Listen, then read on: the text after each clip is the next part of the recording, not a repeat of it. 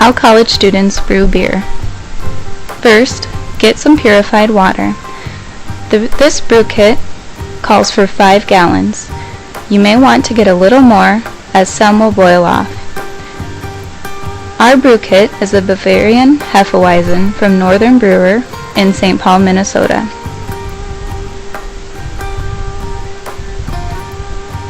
In the brew kit comes malt extract, hops, and grain malt.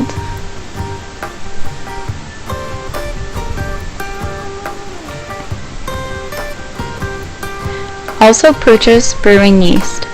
Activate the yeast by popping the sugar pouch inside the bag. The instructions are on the back of the yeast packet. This is usually done the night before brewing. Activating the yeast will cause the bag to puff up, as you see here. We recommend keeping your brew tools together and covered so they are easier to clean. Here are some examples of sanitizers you can use in cleaning. Having sanitized and clean equipment is a lot of work, but it's very important to the process. Basically, you want to create an environment where only the yeast can convert the sugar into alcohol. If you do not have sanitized equipment, you risk the chance of your beer tasting really bad. This is because unsanitized equipment allows microorganisms in the beer which compete with the yeast for the sugar.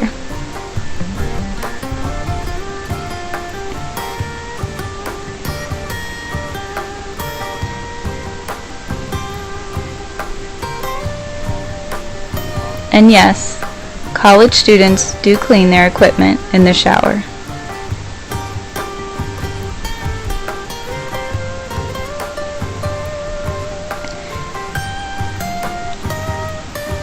I am cleaning the glass carboy we will use for fermentation later. It's easier to clean all your tools at the beginning so you don't forget what you have or haven't cleaned. Glass is good to use because it does not leave a bad taste in the beer like plastic can. Next, we boil some water. In college, a stand and a propane tank works just fine. Make sure your container is positioned in a way that it will not fall off the stand, as it will be here for quite a while.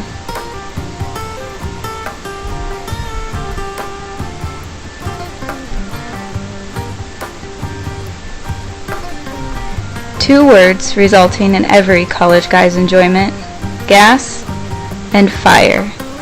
I knew better than to ask to light that one. Now for the water. As I said before, buy a little more than your kit requires, as some will boil off. Here we are putting in 5 gallons of water. It takes the water for the while to heat until it boils. You do want to keep watch for safety reasons. After it reaches a boil, we add the malt extract, hops, and grain malt from your brew kit.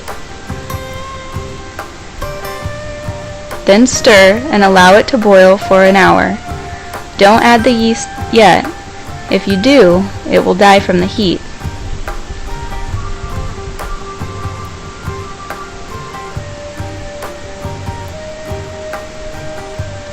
As always, to maintain a college level of fun while brewing, we encourage drinking and apparently biking during this process.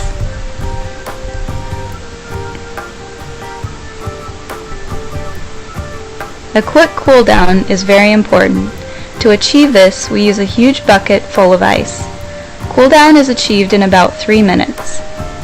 Stir to cool it down as fast as possible. Now take the brew kettle inside and elevate it, and stir to form a sediment cone in the middle of the kettle.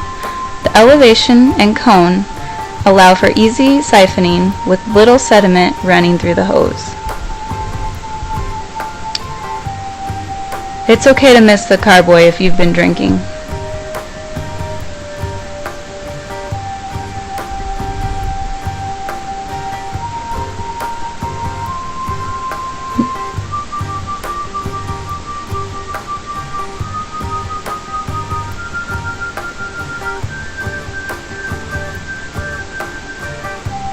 Next, use an aerator to add oxygen to the yeast. Let it run for just a couple minutes and then take it out. Add a blow-off hose, as you see here. This allows any excess oxygen to escape. By putting the hose into the blue sanitary bucket, we are not allowing any more oxygen into the carboy. Refer to your brew kit for the fermentation length. Also check to see if it needs to ferment in the bottle.